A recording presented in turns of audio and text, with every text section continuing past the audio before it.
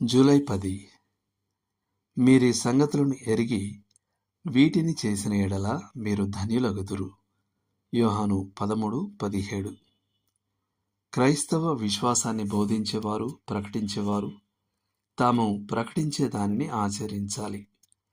వారు సత్యానికి ఒక సజీవ సాక్ష్యంగా లోకానికి తమను తాము చూపించుకోవాలి. వాక్యము ఆయన ప్రజల జీవితాలలో శరీరధారిగా మారాలన్నదే దేవుని చిత్తం. లోకం మాటల కంటే చర్యల ద్వారా ఎక్కువగా ప్రభావితం అవుతుంది. నేను ఏ రోజైనా ఒక ప్రసంగాన్ని వినడం కంటే చూడ్డానికే ఇష్టపడతాను అని రాసింది ఎడ్గార్ గెస్ట్. ప్రసిద్ధమైన ఒక హేళన ఉంది.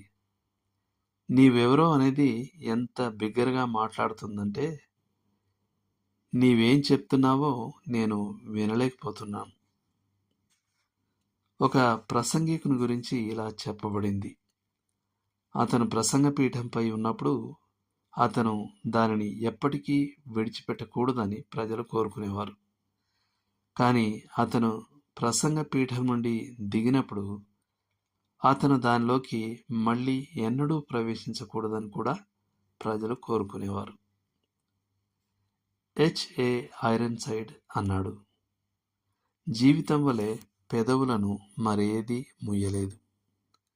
అదేవిధంగా హెన్రీ డ్రమండ్ ఇలా రాశాడు, మనిషే సందేశం.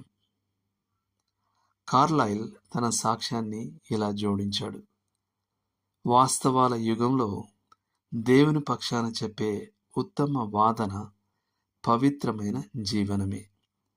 వాటి వెనుక ఒక మనిషి ఉన్నప్పుడే ఆ మాటలకు విలువ ఉంటుంది. ఈ స్టాన్లీ జోన్స్ ఇలా అన్నాడు, వాక్యము మన ద్వారా శక్తిగా మారకముందు అది మనలో శరీరధారిగా మారాలి. నేను సరైన దాన్ని ప్రకటించి దాని ప్రకారం జీవించకపోతే నేను దేవుని గురించి ఒక అసత్యాన్ని చెప్తున్నాను అన్నాడు ఆస్వాల్డ్ చేంబర్స్.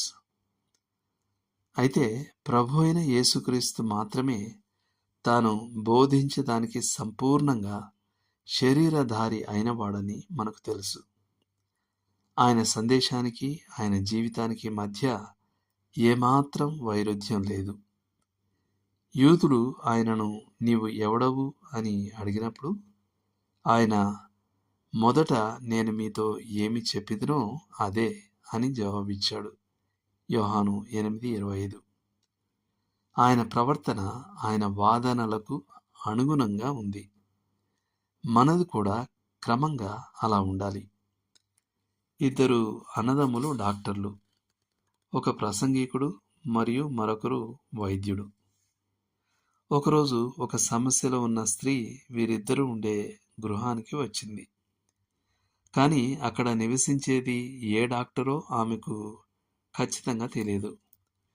ప్రసంగికుడు తలుపు తెరిచినప్పుడు ఆమె మీరు ప్రసంగించే డాక్టరా లేక ఆచరించే డాక్టరా అని అడిగింది.